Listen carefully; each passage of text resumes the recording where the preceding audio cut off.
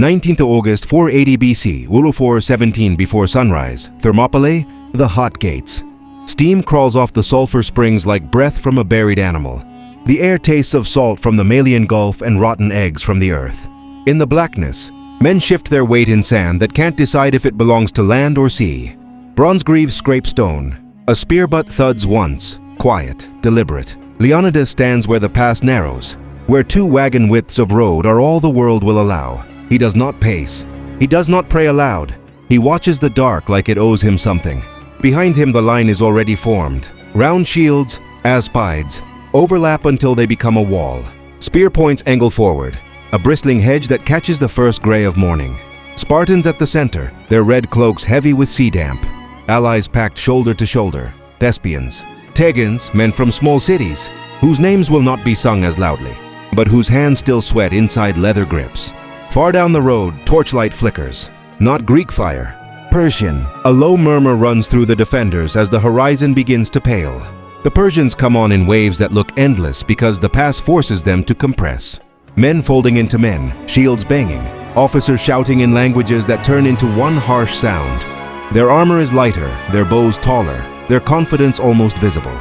They have marched behind the shadow of a king who calls himself master of earth and sea. Xerxes does not show himself yet. He doesn't need to. The first Persian ranks advance anyway, Medes and Scythians, urged forward by pride, orders, and the knowledge that behind them stand whips. They hit the Greek wall. The sound is not heroic. It is meat and metal, a dull crash, then a quick series of wet impacts as spearheads find throats, armpits, groins, anywhere a man is not fully protected. Spartans don't swing wildly. They stab in rhythm. Step, plant, thrust, withdraw. The phalanx breathes as one organism. Persians push in, trying to use numbers the way water uses weight. But the pass refuses them. Bodies pile where there should be space. Fallen men become obstacles. The front ranks can't retreat, because the ranks behind keep pressing forward. Greek shields shove, not to chase glory, but to keep the line tight. Tight enough that even fear can't slip through. A Spartan takes an arrow in the face, drops without a sound.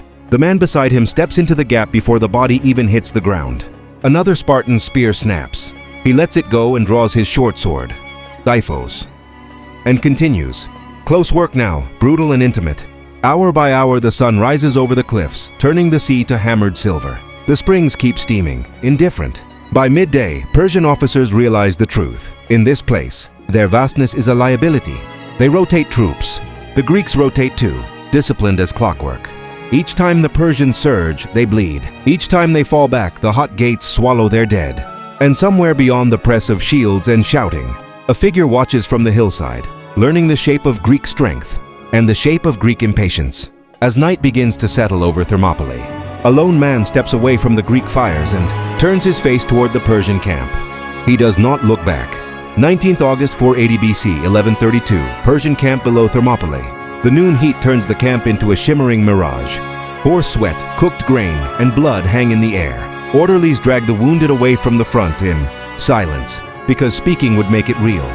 Xerxes sits under a canopy that tries and fails to look calm. His scribes scratch wax tablets. His bodyguards stand rigid, but their eyes keep flicking toward the pass like men listening for a crack in a dam. The great king's gaze is fixed on a single place, where Persian ranks disappear, into the narrow throat of Thermopylae, and do not return. A messenger comes running, chest heaving, more dead, another wave broken. For a moment, Xerxes says nothing. The only sound is the flutter of cloth in the distant, steady clang of shields meeting shields. Then his jaw tightens, not rage yet, but something colder. He raises a hand. A different unit is summoned.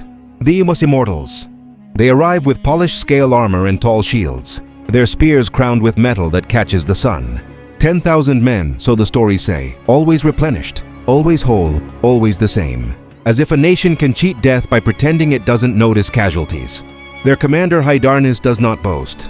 He simply nods, the way a man nods before cutting a knot. The Immortals march toward the hot gates, and the Persian camp breathes easier.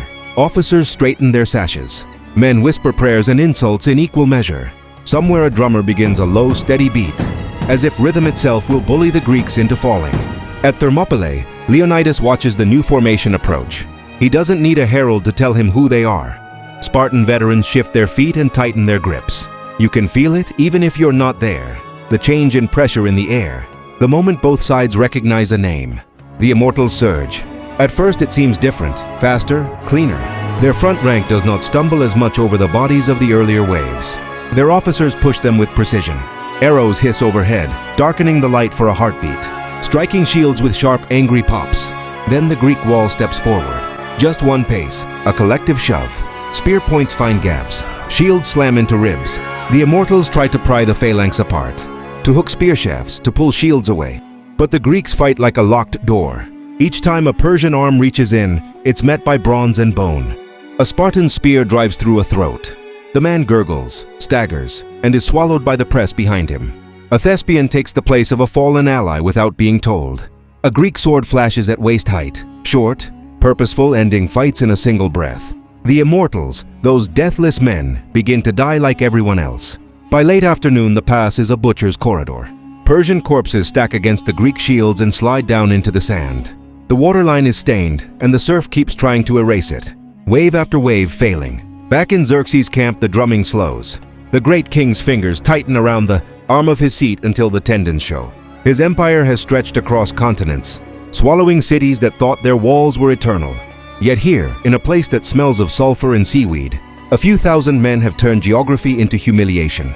And then the sentries at the edge of camp call out. A man approaches alone from the darkness beyond the fires. He is not armed like a soldier. His clothing is travel-stained. His eyes move too quickly, calculating and desperate. He bows low, but not with loyalty, with hunger. The guards hesitate. Xerxes' interpreter leans forward. The stranger speaks a name, then another, words that mean nothing at first, until the interpreter stiffens. A path, a mountain track, away behind the Greek wall.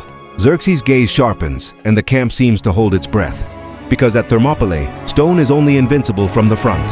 21 August, 480 BC, Row 1.13, the Thermopylae path above Thermopylae. The wind is colder up here. It carries pine resin and the faint metallic tang of men who haven't slept, men moving with purpose, trying not to rattle armor, trying not to let the mountain hear them. A torch is covered, then uncovered in brief breaths of light. Ephialtes leads the way, not a warrior with scars and songs, just a local man with restless eyes and a mouth that has already tasted reward. He knows these slopes the way a shepherd knows every stone that can break a lamb's leg. He picks a route through brush and loose shale, guiding Persian feet where Greek eyes don't watch. Behind him comes Hydarnes and the Immortals, ghosting through the darkness.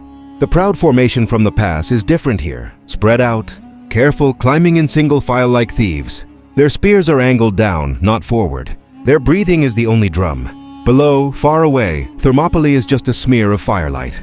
Greek watchfires winking at the base of the cliffs, trusting the narrow road, trusting the wall, trusting the idea that the enemy must always come at you from where you can see him. And then, movement. A Greek outpost on the heights. Phocian frontier soldiers posted to guard this very track. They hear the crunch of feet, the whisper of branches, that wrongness in the night that makes the skin tighten. A shout cracks the dark. Persian arrows answer instantly, hissing into the trees. Leaves jump. A man screams and the sound tumbles down the slope like a stone. The Phocians scramble to higher ground, grabbing shields, trying to form a line on uneven earth where a phalanx is a dream. Their captain yells orders that vanish into chaos. For a heartbeat, they believe this is the main attack, that their stand here will decide everything. But the Persians do not stop to grind them down.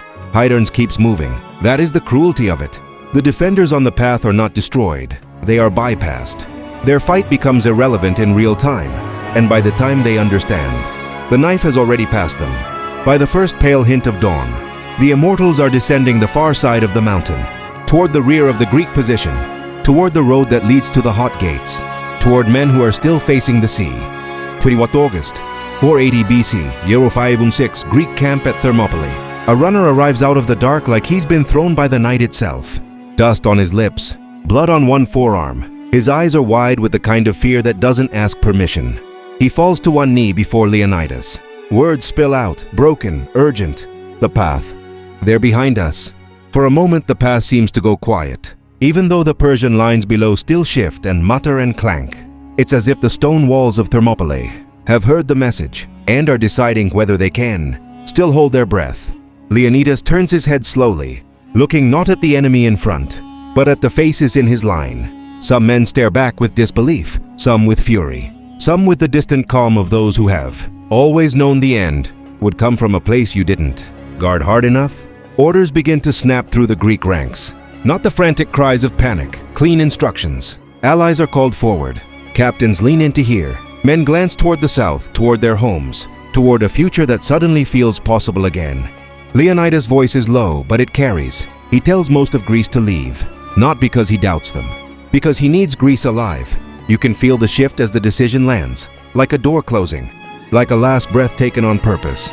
Men begin to gather their gear. Some argue, some refuse to meet Spartan eyes.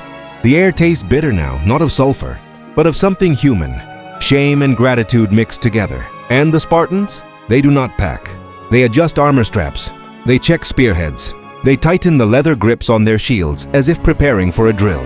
Then, in the gray light before the sun clears the cliffs, they begin to do something that looks almost obscene in the face of death. They comb their hair.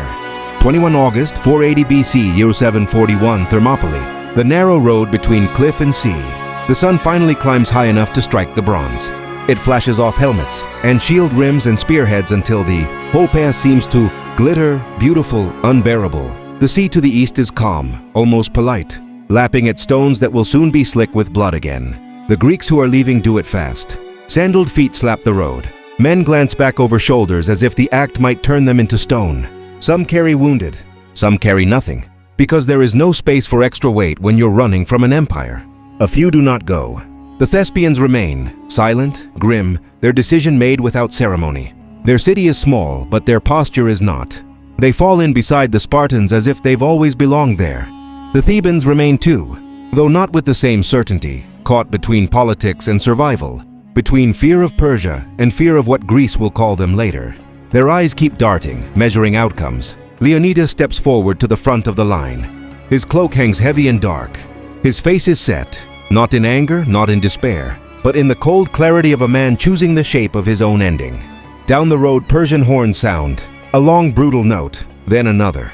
The Persians advance from the front again, because Xerxes wants the kill to be witnessed, recorded, owned. Medes, Persians, men in bright tunics and scale armor, moving with confidence reborn now that they know the trap is closed. And from behind, faint at first, another sound begins to rise. Not horns, footsteps on stone. The immortals are descending into the rear. The Greeks hear it, so do the Persians at the front, and their shout changes pitch. The whole battlefield shifts from contest to execution. Leonidas does not wait. He gives a short command, and the Greek line surges forward, out of the tightest part of the pass, out into slightly wider ground, where they can kill more before. They are surrounded. It's a deliberate choice, to die where their arms still have room to swing. They hit the Persian front with a violence that feels like spite made physical. Spears thrust until shafts splinter. When spears break, swords come out. When swords dull, men use shield rims as blades, punching faces in, shattering teeth, driving enemies backward into their own ranks. The air fills with dust and the hot iron smell of blood left too long in the sun. Persian archers loose volleys. Arrows thud into shields, deep, heavy impacts. Some slip into thighs and bellies. A Spartan staggers, yanks a shaft out, and keeps moving as if pain is a report he's already read. For a moment, just a moment, the Persians at the front falter again. Not because they are losing, because the Greeks are refusing to behave like defeated men. Then the rear attack closes, shouts from behind, a sudden press of bodies. The sound of fighting changes as blades meet backs, as men are forced to turn, breaking the phalanx's perfect face-forward discipline. The hot gates, the place that made them invincible, now makes them trapped. Leonidas is in the thick of it. He is not a distant symbol here. He is a man surrounded by sweat and shouting and flies already gathering. His shield is dented. His spear is gone. He fights with a short sword, close enough to see the whites of Persian eyes, close enough that dying men grab at his ankles. Ancient sources will later say the Spartans fought over his body when he fell. But in the instant it happens, it is not legend. It is shock. Leonidas goes down, whether under arrows, spear points, or sheer weight of bodies. It almost doesn't matter. What matters is the way the air seems to rupture when the king hits the ground. The way men who have been trained not to feel suddenly feel everything at once. A roar rises from the Greeks, raw, animal. They push toward him, not to save him, too late for that, but to deny the Persians the trophy. Shields crash. Men die on top of men. Spartans and Thespians form a ring that tightens around the fallen king. turning their own bodies into fortification. Xerxes' men keep coming. They throw javelins. They shoot arrows. They press in with sheer numbers until the Greek ring is forced back step by step onto a small rise near the wall, onto ground littered with broken wood and bronze shards. The last stand becomes smaller, a handful of men, then fewer. The Thebans, seeing the end, step away, hands raised, calling out surrender, trying to make their throats produce the right words before. Persian steel reaches them. The Spartans and Thespians do not. They fight until swords are lost, until shields are torn away, until hands are too slick to grip anything but the earth. And when the Persians finally understand that these men will not be taken alive, they do what empires do when courage refuses to be managed. They end it at distance. Archers step forward in rows. Bows rise. The sky darkens, not with weather, but with intent. Arrows fall like a curtain. The last Greeks disappear beneath it. When the noise fades, Thermopylae is no longer a battlefield. It is a grave mouth held open by cliffs. Later, the Persians will move on. Athens will empty, families boarding ships, smoke rising behind them. The time bought here will matter more than the ground itself. And the name, Ephialtes, Nightmare, will cling to one man like an unwashed stain, because Greece will remember what the hot gates taught in blood. Walls don't fail from the front. They fail when someone opens a door.